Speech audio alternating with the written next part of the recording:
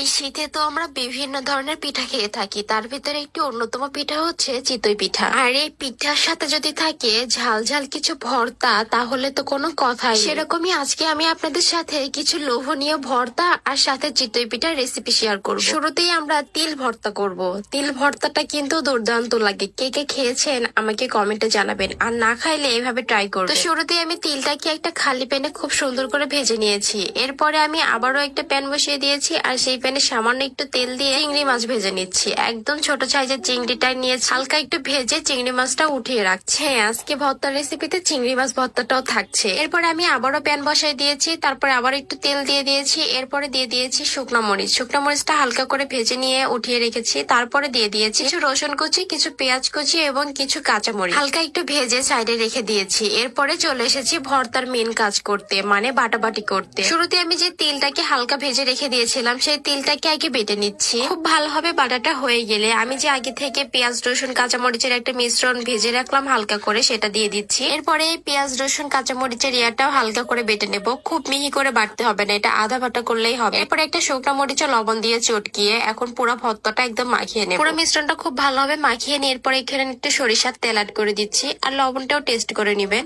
এরপরে মাখানো হয়ে গেলে এটা উঠিয়ে রেখে দিচ্ছি। তো তিল ভর্তাটা পারফেক্ট ভাবে একদম রেডি হয়ে গিয়েছে। তো তিল ভর্তাটা পাশে রেখে দিচ্ছি। এর পরের ভর্তাটা করে নিচ্ছি। পরে চিংড়ি মাছটা যে ভেজে রেখেছিলাম, সেই চিংড়ি মাছটাকে হালকা করে বেটে নিচ্ছি। এটা একদম মিহি বাটা করবো না, এটা একটু আধো আধো থাকলে ভালো লাগে খেতে। এরপরে ভাজা পেঁয়াজ রসুনটাকে দিয়ে আধা বাটা করে নিচ্ছি।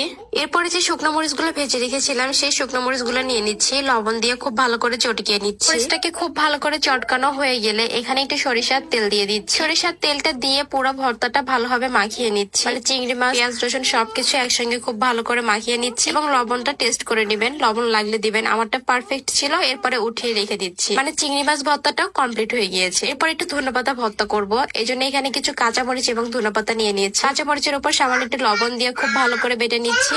লবণ দিয়ে কাঁচামরিচটা বাটলে খুব তাড়াতাড়ি বাটাটা হয়ে যায়। এর মাঝে ধনেপাতা ভর্তাটা একদম রেডি হয়ে গিয়েছে। তো আজকের এই সিম্পল সিম্পল ভর্তাগুলো আপনাদের কাছে কেমন লাগলো অবশ্যই আমাকে কমেন্টে জানাবেন। আমি খুব সহজভাবে ভর্তাগুলো করার ট্রাই করেছি, আর টেস্ট গুলো কিন্তু দুর্দান্ত হয়েছিল। তো ভর্তা রেডি হয়ে গিয়েছে, এখন আমি চিতই পিঠা বানাবো। তো চিতই পিঠা বানানোর জন্য ব্যাটারটার ভিডিও আমি করতে পারি না, আর ভিডিওটা অনেক লং হয়ে যেত। তো আপনারা যদি চিতই পিঠার রেসিপিটা চান অবশ্যই আমাকে কমেন্টে বলবেন, আমি আবার নেক্সট টাইম ট্রাই করবো। তো মাশাআল্লাহ আমার চিতই পিঠাগুলো খুব ভালোভাবে উঠতেছিল, মানে খুবই সুন্দর হচ্ছিল। চিতই পিঠার মেন জিনিসটা হচ্ছে ব্যাটার, যে ভিডিওটি আমি নিতে পারি নাই। তো আপনারা চাইলে নেক্সটে কিন্তু আমি অবশ্যই দিব। লোভনীয় 3 রকমের ভর্তা এবং পারফেক্ট চিতই পিঠার রেসিপিটা আপনাদের কাছে কেমন লাগলো অবশ্যই আমাকে কমেন্টে জানাবেন।